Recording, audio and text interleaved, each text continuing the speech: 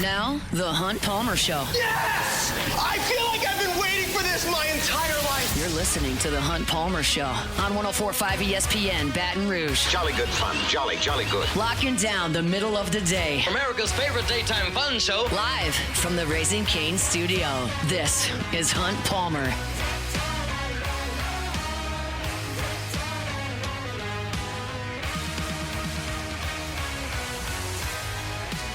Hour 2, Tuesday edition of the Hunt Palmer Show, 104.5 ESPN Baton Rouge. Joe Brady moving on up in the world. We'll talk about it a little bit later on. Speaking of moving on up in the world, a little bit of that with the new Rivals 300 that was released today. The final edition for the class of 2026. To talk a little bit about that in LSU signing classes. Bring on Sam Spiegelman from Rivals, giving us some time on the Jim's Firearms Hotline on this Tuesday. Sam, thanks for that time. How are you? I can't complain. Thanks for having me, Hunt. It's our pleasure. Big mover for LSU, obviously, today was Corey Barber. He joins Richard Anderson and Lamar Brown as 5 stars in this class. Barber was a receiver that was committed to Ole Miss under Kiffin. He flipped when Kiffin got the LSU job. There was some shuffling in LSU's high school class at wide receiver. Looks like Barber among the best in the country, according to the folks at Rivals. What can you tell us? Yeah, this is one of Lane Kiffin and new wide receiver coach George McDonald's first call when they landed in Baton Rouge. He was obviously a touted commit when they got him at Ole Miss. Listen, he's from the state of Alabama. He was extremely productive as a junior and as a senior. He had offers from Auburn, from Alabama, from Georgia. It was a really tightly contested recruitment, and he still went out of state to Ole Miss. Obviously, we know what Lane Kiffin and Charlie Weiss dialed up on offense en route to their semifinal appearance and what they're bringing to Baton Rouge, what they're installing. He has elite speed.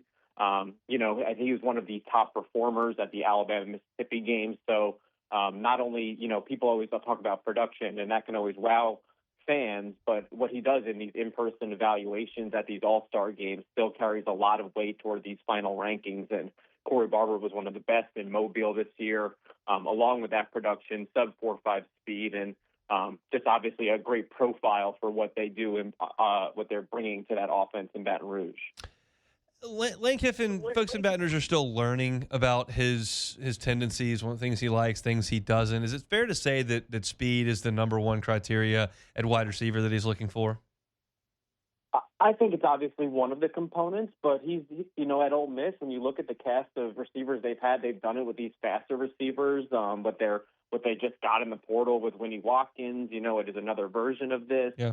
But they've also done it with the receivers with size, which they're going to get, and they're going to get a bunch of different blends of different receivers especially from the state of Louisiana and the areas they recruit. I mean, you have a plethora of different bodies and body types and skill sets, and I think Lane Kiffin and Charlie Weiss have shown more of this like pro mindset where these are draftable prospects with different different skill sets that they bring. It's kind of like assembling a basketball team where you need your shooting forward, you need your power forward, you need your shooting guards that and then all three can hit home runs in a Lane Kiffin, Charlie Weiss offense, and they're assembling a cast of them now to do that. Let's talk about the other 2 5-stars in this class. I know you spent a lot of time evaluating and covering Lamar Brown and Richard Anderson.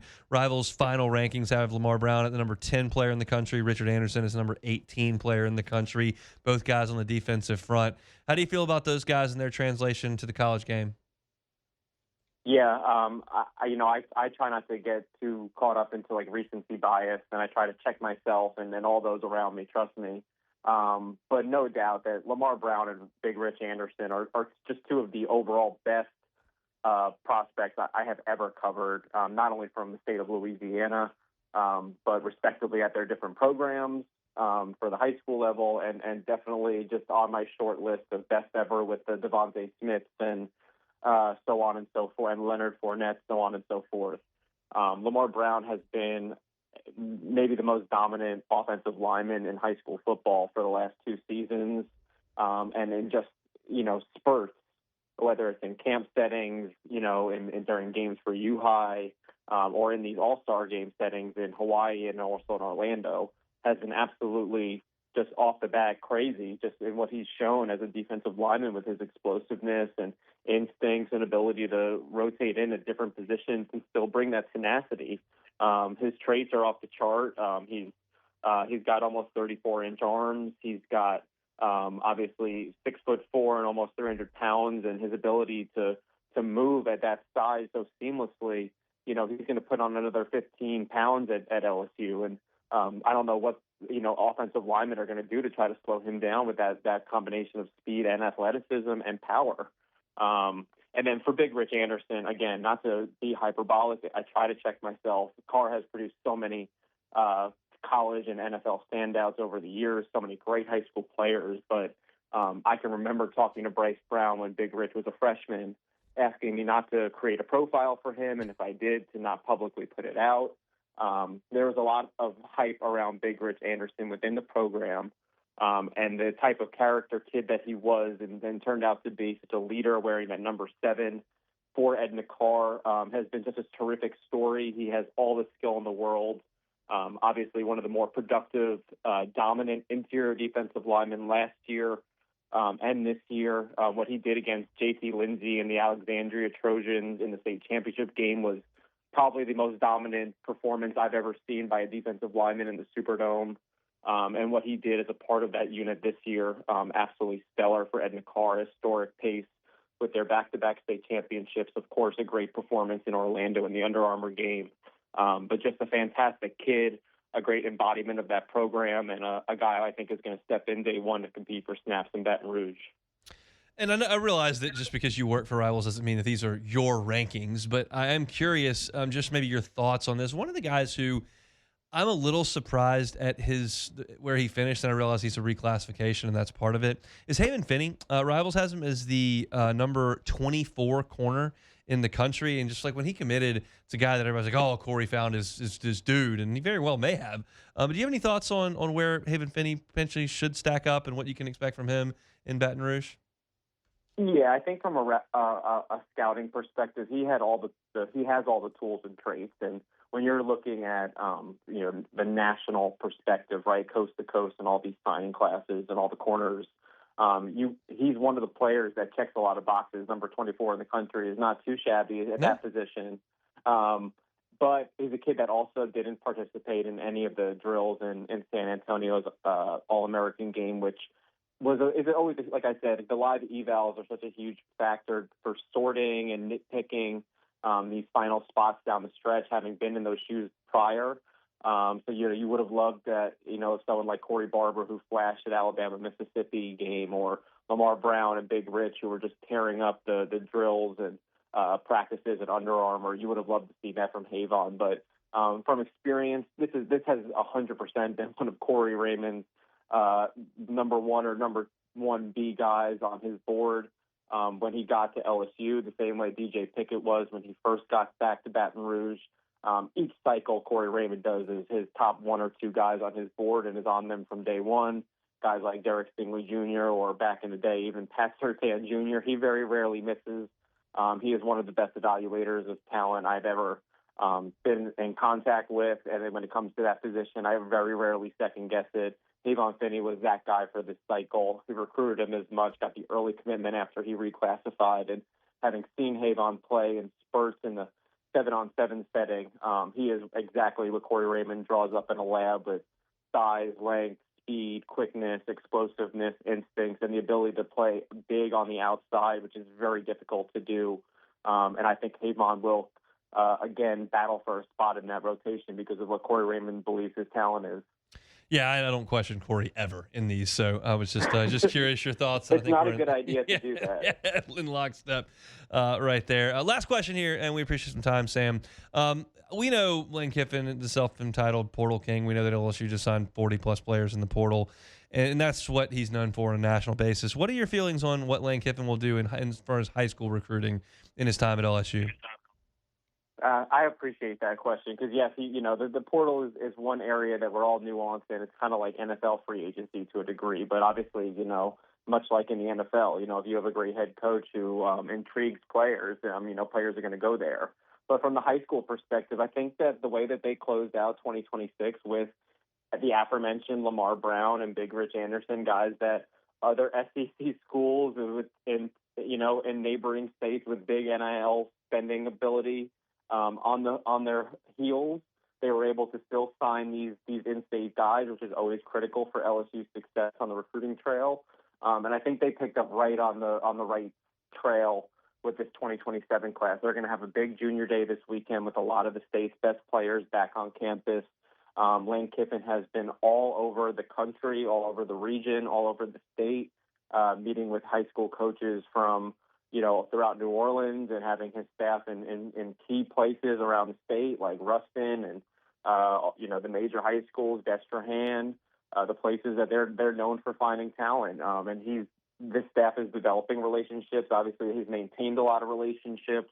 I think that these kids know what he just accomplished at Ole Miss. He was in the headlines every day. I don't know if you remember, but if you can get Marty Smith on the horn, I'm sure he can tell you that Lane Kiffin was in the news, and these kids saw that, and they know what he brings to the table. And, a lot of kids would like to just stay in state and have the opportunity to play for a winning program. And Lane Kiffin has, if he can do that, is going to have a lot of success recruiting this state. Sam, we appreciate a little bit of time. We'll catch up soon. Appreciate it. Sam Spiegelman, he's a national recruiting analyst for the folks over at Rivals, part of the 0-3 team as well. Final Rivals 300 released today. LSU 3 5-stars, the number 2 class in America in terms of the quality of average player. Even though it's a smaller class, it's got some names in it for sure. We hit a couple there with Sam. Appreciate a little bit of his time. Step aside, a familiar name, actually 2 familiar names in Baton Rouge, moving up in the NFL world. We'll talk about it next. The Hunt Palmer Show. Fabry Chevrolet GMC. You can find the entire inventory online at FabryChevrolet.com. Told you all, one of our good friends came over to the house last weekend in a new Denali. Man, is that a nice vehicle. If you're looking for a new SUV in 2026, whether it's a GMC Yukon, GMC Denali, maybe a Sierra as well, you can find it at Fabry Chevrolet. Certainly they got Tahoes. Certainly they have got Suburbans. They've got a Silverado if you're looking for a truck. Big inventory. Highway 61 in St. Francisville, and you know what you're going to get when you work with the Fabry family. You're going to get incredible customer service, a great buying experience, the service after the sale, and they wanted me to remind you that they service all makes in the service department there on Highway 61 in St. Francisville. So stop on by and see them. They've been running the show there since October 1st, so fairly new, but thrilled to be a part of the Chevrolet GMC family. It's Fabry Chevrolet GMC. Find them online at FabryChevrolet.com, FabryChevrolet.com. You're listening to The Hunt Palmer Show on 104.5 ESPN, Baton Rouge.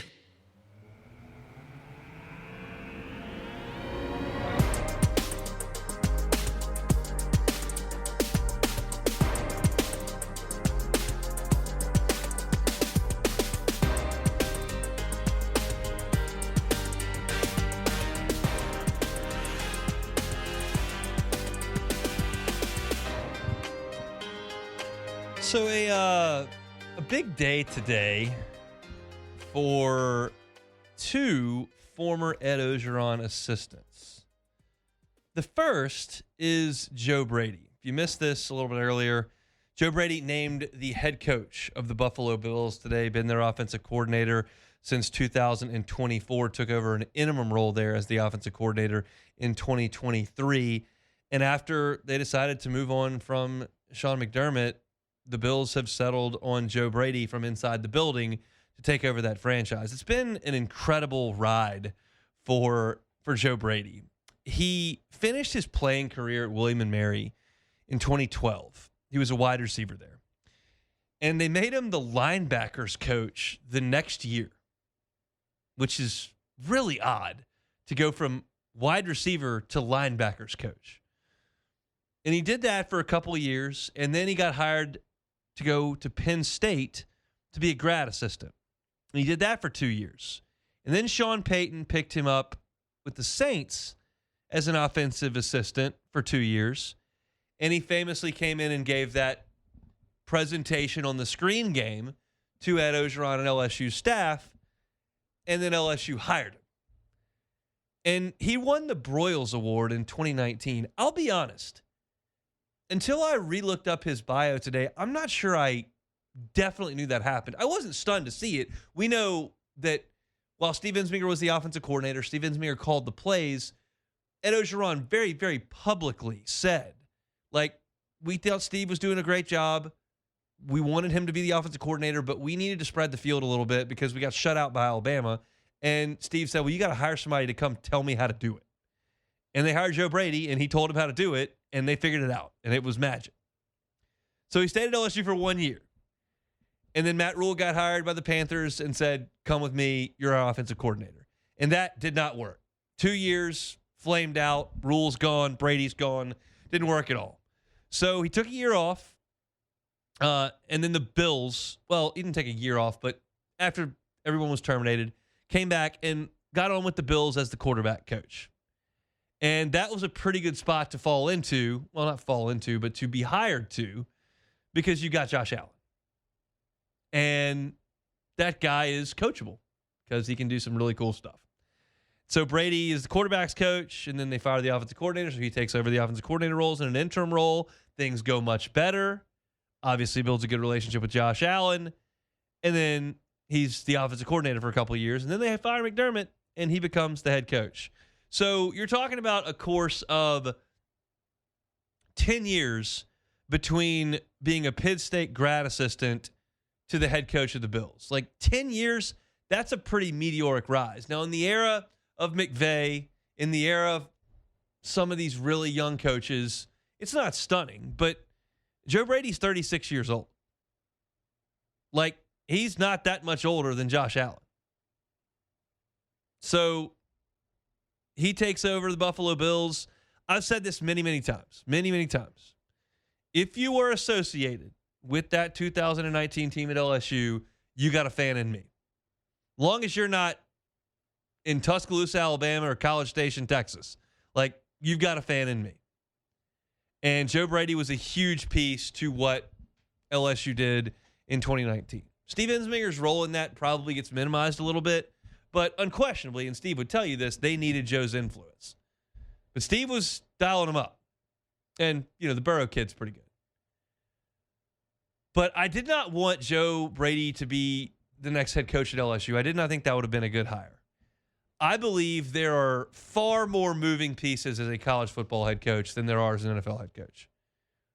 It's a completely different job. And I think that having been in NFL buildings, with the Saints for 2 years, Panthers 2 years, and now Bills for 5, he's got a decade of experience understanding how NFL buildings work.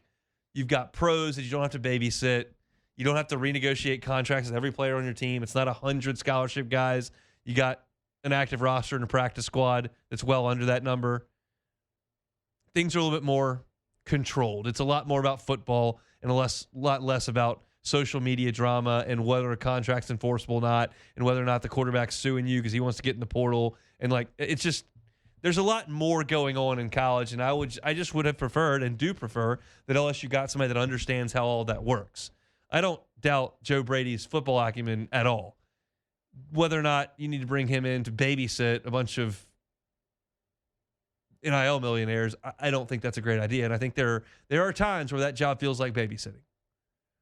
So awesome for Joe Brady to get that opportunity. There are a lot of people that are shaking their fists at the Bills saying, you didn't have a plan. This was stupid. I don't know. You let Joe Brady put his stamp on some things. You keep the continuity with Josh Allen on that side of the ball. And maybe you get a fresh set of ideas moving forward on defense and a fresh message. I did not think that the Bills should have fired McDermott. I don't think this is some sort of panic, just rehire the guy that's already here. I think they probably had an eye on Joe Brady at some point. They probably kicked the tires on a number of candidates and decided that they wanted to keep the continuity with Josh Allen. And not upsetting that apple cart is not the worst thing in the world, I promise. So great day for Joe Brady, former LSU co-offensive coordinator. Passing game coordinator is what they called him in 2019. So he's the new head coach of the Bills. The other one that you may have missed, the Washington Commanders have hired a new defensive coordinator. Durante Jones has been hired by the Commanders as their new defensive coordinator. You'll remember the name. He was LSU's defensive coordinator in 2021 after the Pelini debacle in 2020. And the way it worked was Dave Aranda left after 19, and there was heavy influence from upstairs at LSU that Bo Pelini needed to be Ed Orgeron's next defensive coordinator. So that's who they hired. And it didn't work at all. From the disastrous passing record Mississippi State accumulated all the way through the regular season, it was terrible. And they had to make a move. So they made a move, and then they couldn't hire anybody. They're interviewing folks. Marcus Freeman says no. Looking at Josh Arnett at Mississippi State, and he says no, and that interview didn't go well. And they were scrambling to try to find someone to be the defensive coordinator. And they ended up with the Vikings defensive backs coach, who had not been a defensive coordinator since Bowie State in 2009. It had been more than a decade since he had called a defense. But they brought Durante Jones in, and I wouldn't submit the opener was great against UCLA. That wasn't a great defensive effort, but it got better. They were better on defense toward the end of the year, that year in 2021. But then Ed Orgeron got fired, and the whole staff got let go, and Brian Kelly cleaned house and brought in who he wanted. But Durante Jones took a swing at LSU, and it didn't work. But he got that experience, and he went right back to the Vikings to be the defensive backs coach. Then he was the next year promoted to pass game coordinator on defense, did that for 2 seasons, and now gets a chance with the Washington Commanders to call defenses again. And I think Durante Jones would probably tell you that year he spent at LSU calling defenses at a very high-profile spot probably elevated him to the opportunity to do this, because he went right back where he was. And I don't know if he stayed with the Vikings for that whole time, if they would have promoted him and then allowed him to take this next step. So I spoke with Durante Jones on 2 occasions for the pregame show. I thought he worked really hard in the 1 year at LSU, and his defenses got better as the season went on. And I'm pumped for him as well to get this opportunity. So 2 former Ed Orgeron assistants promoted today. 1, Joe Brady, new head coach of the Buffalo Bills. 2, Durante Jones, new defensive coordinator for Jaden Daniels, Dan Quinn, and the Washington Commanders. So good stuff for those guys who wore the purple and gold for a very short time, less than a full calendar year, but are parlaying things into some pretty good success in the National Football League moving forward. So want to touch on that here on this Tuesday. Do want to remind y'all, sincerely, sports trivia is a heck of a lot of time, a lot of fun at Court to Table on Tuesdays. It starts at 8 o'clock. You have you out of there by 9:30, not a late night, not up all hours of the night. They got a great restaurant, great food, got some new menu items. I tried one last week that was fantastic. And you can win gift cards. Every round is a $25 first place gift card. You can win a pickleball time on the courts to be redeemed at a later date. It's just a lot of fun. We'll have hoops on TV. You can win gift cards in pickleball time, get some cold drinks, something good to eat. 8 o'clock on Burbank, Court to Table. Come test your sports knowledge. We always have an LSU football round. Haven't done any of the rounds yet for tonight, so we'll see what comes to my brain. But it's always a good time. So invite y'all, if you have not been, to come on out and see us at Court to Table on Tuesdays night, 8 o'clock, sports trivia. It's kind of clashed with LSU basketball the last couple of weeks. Not the case because they don't play until tomorrow. So hope to have a good crowd out at Court to Table tonight. We'll hope to see you at 8 o'clock at Burbank. All right, we'll step aside. When we come back, we will get into some more discussion revolving around LSU. We'll do that next. The Hunt Palmer Show. Love reminding about our friends at Auctioner, specifically some of their tips for wellness in 2026. We're a month into this thing, so maybe you've implemented some really good changes in your life. Maybe you're still struggling to get that moving in 2026. Well, they've got an acronym for you that's SMART, S-M-A-R-T. Set your goals specifically. That's your S. Running a 5K, adding a couple pounds of muscle. Make those goals measurable. That's M. Track your workouts, time your runs, log your reps. Your A is achievable. Don't set something crazy. Nothing 7 days a week at 4:30 in the morning when you've been rising at 7:30.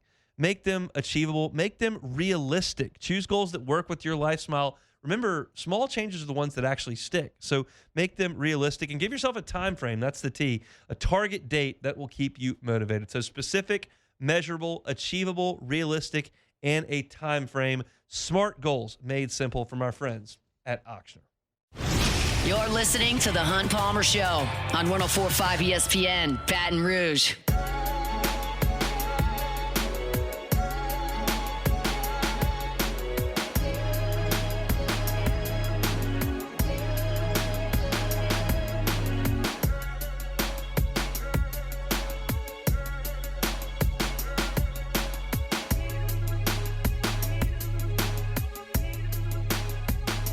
little bit of LSU baseball here on this Tuesday.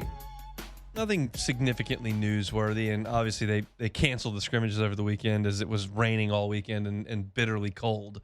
But I've been thinking about the LSU roster, thinking about some things that could happen as you move forward in the season, breakout potential, how an order could stack up, just like general thoughts as I prepare for some preseason content over at LouisianaSports.net that we'll talk about here as well. I'll break down every position on the field over on the website. We'll certainly have a lot of preview content here. I hope to get out to some scrimmages over the next week and a half to see them some more, to give you some actual first-hand account of what I'm looking at.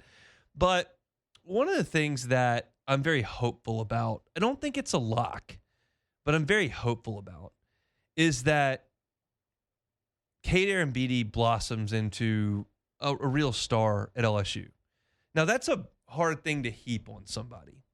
And I remember very vividly having a conversation last year with some people around the LSU program, and I know that the general consensus amongst those in the program was that Luis Hernandez's gaudy offensive statistics were not going to translate to LSU, not only because the competition level was going to be better than Indiana State to the SEC, but because they were adding catching to his plate. Remember, Hernandez did a lot of DHing, played a little bit of first base at Indiana State, did not do a lot of catching in his time there. So when you're just DHing and you're facing lesser competition, you're just in a better place to produce offensively. And that assertion was right by the LSU staff. Hernandez was massively impactful offensively. In the postseason, 2 huge home runs against Little Rock in the decisive game of the regional. The ball he put in play hard that banged off Charles Davalon's shoulder that tied the game against Arkansas right before Jerry Jones walked it off. Great swing. He was impactful, but keep in mind, he was a slugger at Indiana State, knocking on the door of 20 home runs. That just wasn't going to happen at LSU. So you have to, when you're thinking about production offensively from the catcher position, you have to consider the workload defensively. And I think Cade's going to take a big workload defensively. I don't think that Omar Cerna is ready to play a lot of catcher defensively at the SEC level. Maybe on a Tuesday against Louisiana Tech, but not in the SEC right now. Eddie Yaman might be able to. He might be able to, but I don't know that. And if you can get some production from some of those guys and you feel like you can spare Arrambide some of those innings on his, squatting behind home plate, that'd be a good thing. But I think that Arambide's got a chance to be a really productive offensive player. By now, well, I should say that. You may know that he led the team in hitting in the fall, led the team in batting average in the fall, hit a lot of balls hard. If you go back and look at last year, game against Arkansas, drives a home run out to the opposite field, had 3 hits, I believe, in that game. He did a good job in the midweek of hitting the doubles, hitting the ball over the fence. It's like you look at Cade Arrambide and he just physically looks the part of an all SEC player. And something that Jay Johnson said in his preseason media availabilities is like, Cade Arrambide, when we recruited him out of Houston and he signed with LSU and we got him through the draft, and trust me, it was a process to get him through the draft. Jay Johnson said when that all happened, he could one day be the best player on our team. Now, I don't think he's going to be the best player on this team. He could be. I would want a couple other guys in the batter's box before him right this second. Derek Curiel, Stephen Milam, Jake Brown. I would probably say Zach York for me right now. But those guys, potentially Braden Simpson or Seth Dardar, potentially Trent Caraway. Like, I can see a world where Cade Arrambide hits 8th on this team. I can also see a world where he hits 5th. And I'll tell you this, if he hits 5th, I don't think that's going to be because the middle of the lineup falters and you can't find anybody to hit 5th. If Cade Arrambide hits 5th, he's going to be a guy that's a .328 batting average, 13 home run guy. And that is just huge at the catcher spot.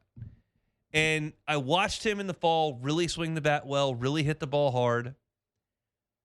I know that the staff is really high on him. And it just feels like, based on some of the things I've seen defensively and then the production in the fall, that things are starting to slow down and that the talent is taking over. And that's what you're waiting for. That's what you're looking for. And it always happens at a different rate. I mean, I could go through guys all throughout the last 15 years at LSU who developed at a different rate. Like, Stephen Milam was awful in the fall as a freshman. And then probably 4 weeks into the season, it clicked and he took off.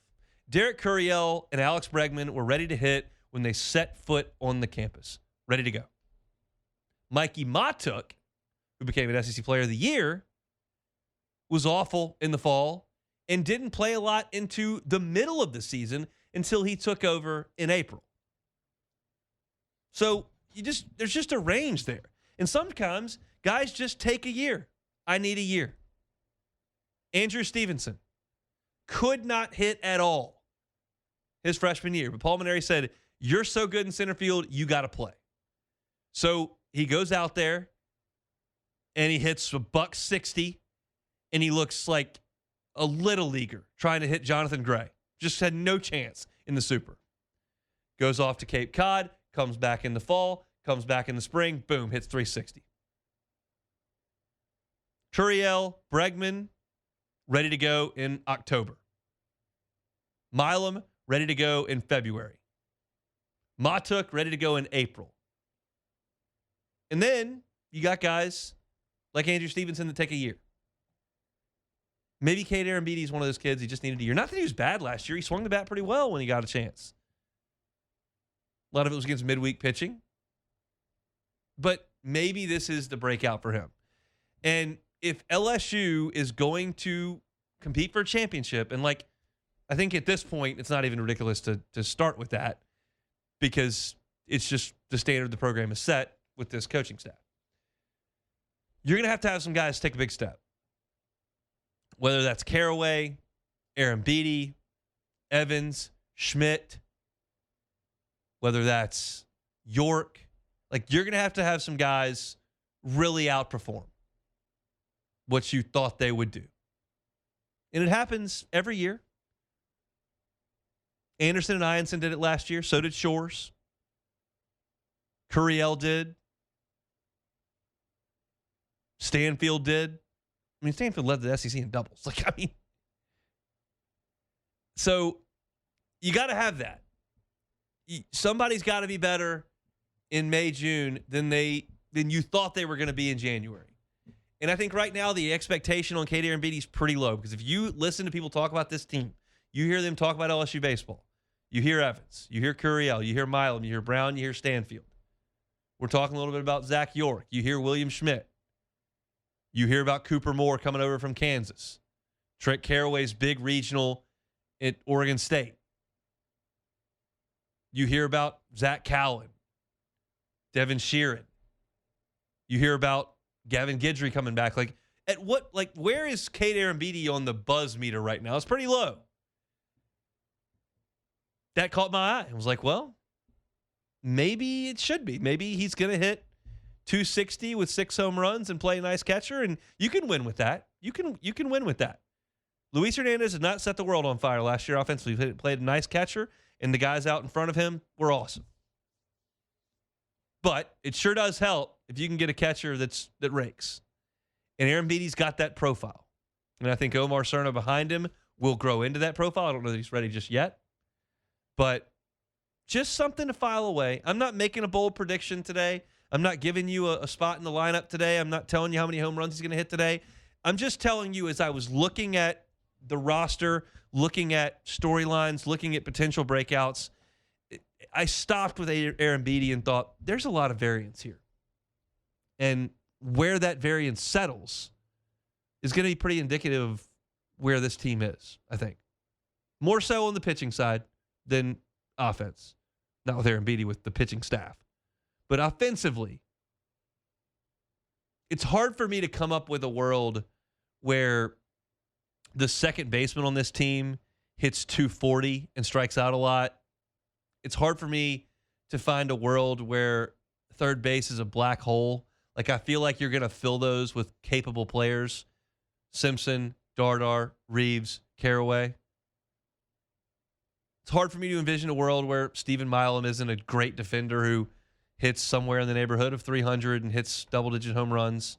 I know what I'm going to get out of the outfield. Like, there's not a lot of variance in a lot of those places. Catcher, if you told me Aaron Beatty hits 260 with 6 homers, wouldn't be stunned. If you told me he hit 340 with 12, I wouldn't be stunned either. There's a big variance there. I think it's interesting. So we'll see how that all shakes out. One Bath and Closets. OneBathAndClosets.com is the website. David Vaughn and his team, 30 years redesigning and remodeling bathrooms and closets. If your house was built in the mid-'90s, early 90s, maybe late 90s, you got that big jacuzzi tub that may or may not work. You got the standing shower off to the side as well. A lot of the bathrooms that were built in that time frame look like that, and maybe some of them are starting to falter a little bit. That's the case, or you just don't like the way it looks, or you don't use the tub. Take the tub out. Do a renovation. That tub is a lot of room. It can turn into a very, very functional, very, very comfortable walk-in shower. And then you go, well, I've already got a shower. What do I do with that? Well, you can turn that into a linen closet or something else. That's the beauty of what David and his team can do. They can handle closet work, handle bathroom work. They can handle the tiling on the floors, the vanities, the plumbing situations. All that can be done with one phone call to David Vaughn, One Bath and Closet. So get that free consultation. That part does not cost you a cent. Just sit down with David and talk to him about what he can possibly do for you. That bathroom situation sounds familiar to you? Reach out to David at onebathandclosets.com, onebathandclosets.com. We take a time out, come back and close it out next. The Hunt Palmer Show. First American Bank and Trust. First American Bank and Trust. Looking for a residential loan for that house? First American Bank and Trust. Looking for a commercial loan for your business? First American Bank and Trust. Their management team averages 25 years of experience with the bank. It's because they've cultivated an incredible working environment, an incredible culture that fits into the fabric of our communities down here in South Louisiana. That's why they fit in so well here. They've 25 locations. They've been in business 116 years in Southeast Louisiana. Every single decision that is made, your residential loan, your commercial loan, is made here in Southeast Louisiana by people you walk around with every day. You're not just a line number. You're not calling a call center in Atlanta or Seattle. Everything that you do and every person that you work with at First American Bank and Trust is working in Southeast Louisiana with you. So whether you're down in Lafourche Parish, Terrebonne Parish, up the I-12 corridor in Tangipahoa or St. Tammany, over in Hammond, closer to Baton Rouge, Dutchtown, Jones Creek, First American Bank and Trust is here to help you. It's First American Bank and Trust. You're listening to The Hunt Palmer Show on 104.5 ESPN, Baton Rouge.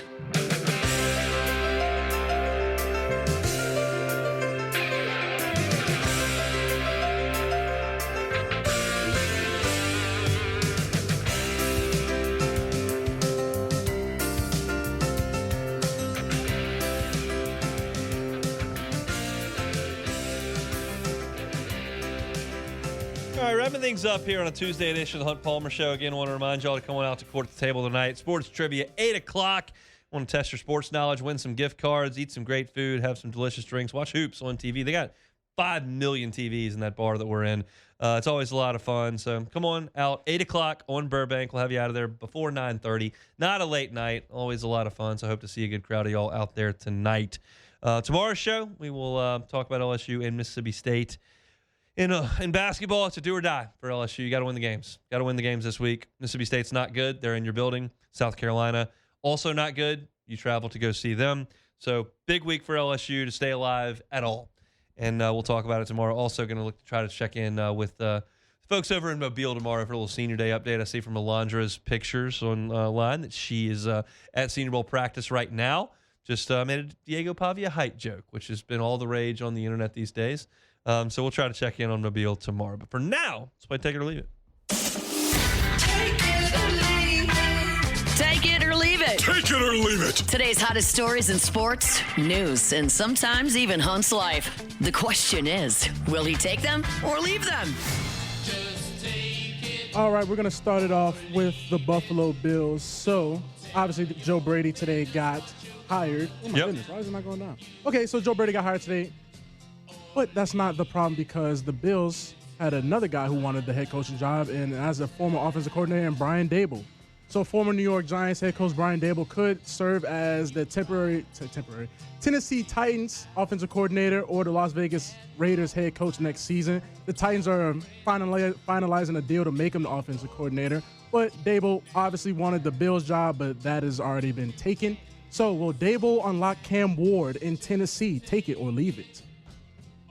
I'll take it. I'll give it a shot. I think Daboll's a decent coach. I think Cam Ward is a decent player. He kind of put on a Superman cape against the Saints in that game in looked good. Nashville. I'm not giving up on Cam Ward, and I'm not giving up on Brian Daboll. They both had some bumps early on in their coaching careers there, but I think it could work. I'm not going to rule it out. And also, he changed around Josh Allen, and we saw what he did with Jackson Dart, even though Dart was a lot times in the injury tent. So, former Dallas Cowboys DeMarcus Lawrence, after signing with the Seattle Seahawks in March, was said on an interview, and quote, "Dallas is my home, but I know for sure I'm not going to win a Super Bowl there." Now, after 11 years in Dallas, he is now headed to the Super Bowl with the Seahawks. So the Cowboys won't ever make it back. Take it or leave it. I'll leave it.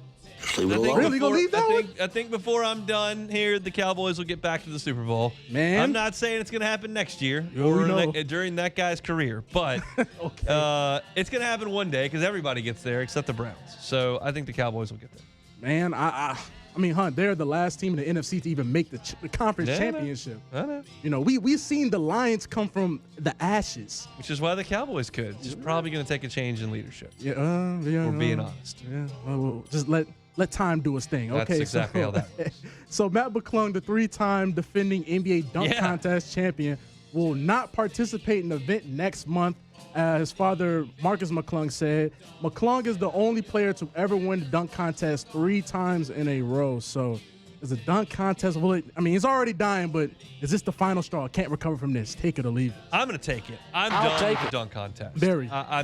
Dwight Howard with the Superman cape and the Blake Griffin. Jumping over the car was one thing, but I like the Howard one where he did the tap dunk and the sticker on the thing. Oh, yeah, so how high and he when jumped. he threw it in. Yes. That was all awesome, but we've kind of done it all, and they miss so much. Yes, and it just can't do it. I think the three-point shootout is fascinating. I think it's cool to watch dudes nail 23s in a row. So that's cool. And so I realize that the slam dunk competition had its day. It did. It's over.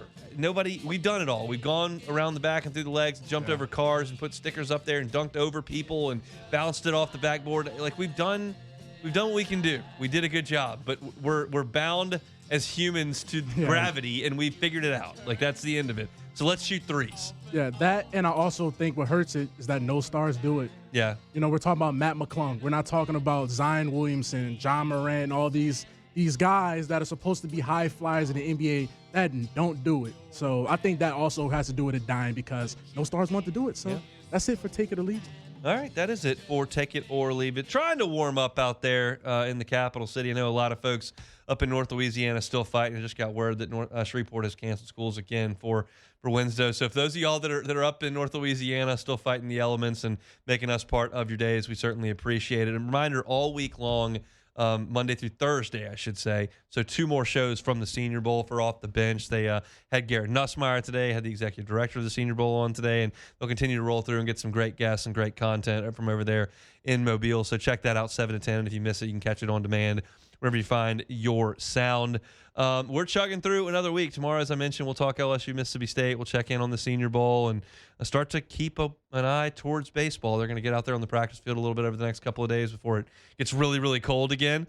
So we'll do what we can. And, of course, always want to remind you all to head over to LouisianaSports.net. We've got a lot of content. I've got a profile up of every single transfer portal player that LSU signed in the football portal cycle, so you can go check out those as they continue. And we're about 4 days from getting into some baseball position preview content as well. So reminder, always go check us out at LouisianaSports.net. If you missed any of today's show, We opened things up talking some LSU recruiting. We did that with Sam Spiegelman as well. You can find that at Hunt on LSU. Talked to Sharif Ishak about the New Orleans Saints. You can find that at Hunt on Saints. Big day for Joe Brady and Durante Jones. We touched on a little bit of that as well. So go check out all of that wherever you find your sound. Just search Hunt Palmer Show. Matt's going to drive you home next. That is, of course, after further review. We'll be back tomorrow. Same time, same place. That'll be for a Wednesday edition of the Hunt Palmer Show right here on the Capital City's leader in sports talk. That's, of course, 104.5 ESPN, Baton Rouge. The Hunt Palmer Show. At Arizona State University, we've made online education better, smarter, and more personalized so you can go further in your aspiring field. I decided to pursue medicine once I realized that ASU did have the online program for biological sciences. You're still required to learn the same curriculum. You're still being tested on the same content that anyone would be tested on in person. The comprehensiveness of the program prepared me so well for medical school. Explore over 350 plus programs at asuonline.asu.edu.